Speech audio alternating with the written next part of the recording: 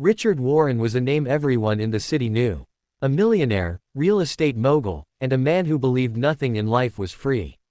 He had built his empire from scratch, or so he claimed, and he took pride in his sharp business instincts. But Richard had another side most people didn't see. Behind closed doors, he was bitter, lonely, and carried scars from his own childhood, scars he buried beneath arrogance and money. One rainy evening, Richard attended a charity gala at the city's grandest hotel. The event promised luxury, wealth, and performances from gifted children sponsored by the foundation. Richard had no real interest in helping kids, but his presence was good for his reputation. The cameras loved him, and he loved the cameras. As the night progressed, children came on stage to showcase their talents, singing, dancing, painting. The wealthy guests clapped politely, sipping champagne, smiling for appearances. Richard was checking his expensive watch, already thinking of leaving, when a small girl no older than 9 walked onto the stage, clutching a worn-out violin case. Her name was Lily. Her dress was simple, too simple compared to the silks and sparkles of the other performers. Her shoes were scuffed, and her violin had scratches along the wood. She looked out at the crowd with wide, nervous eyes, and for a moment, she froze. Some guests whispered, others chuckled quietly, and Richard smirked. When the host introduced her as an orphan, the room grew quieter. Lily had been living in a children's home for years, abandoned by her parents. This was her first time performing in front of such a large audience.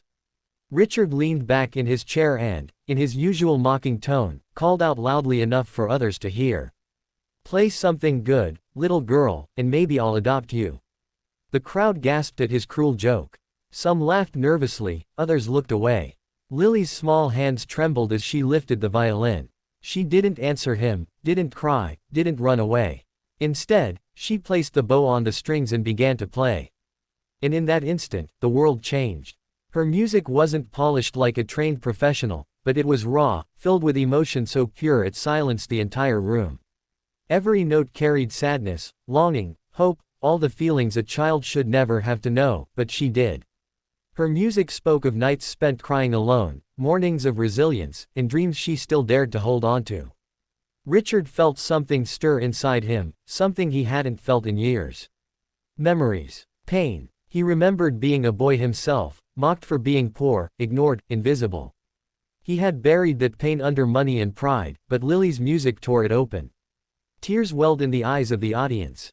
When she finished, the room erupted in applause. People stood, clapping and cheering for the little girl who had played with her heart.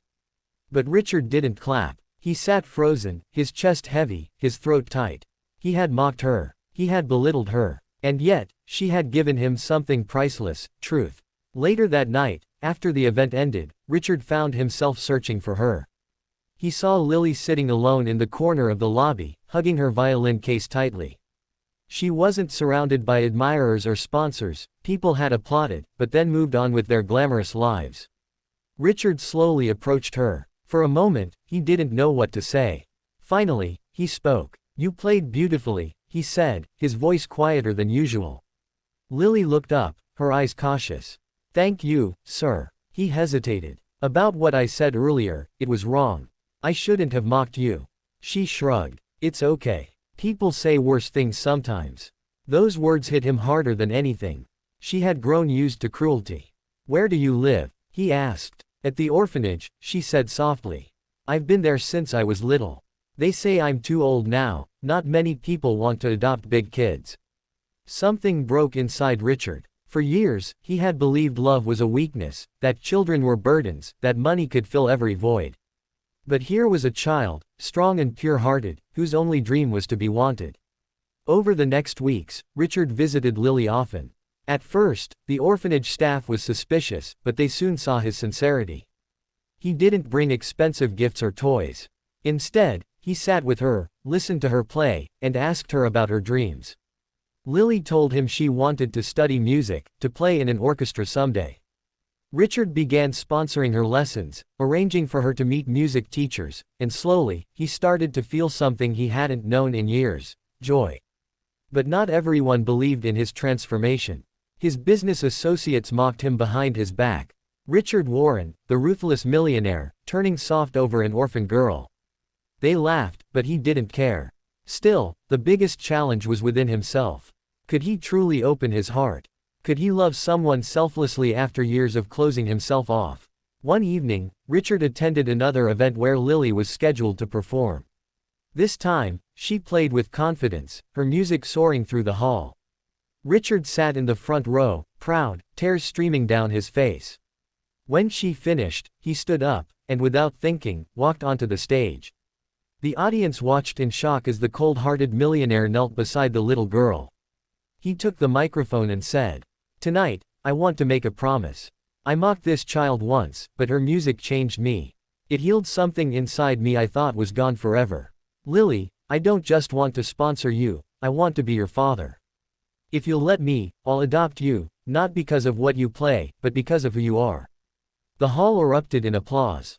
Lily's eyes filled with tears as she threw her arms around him.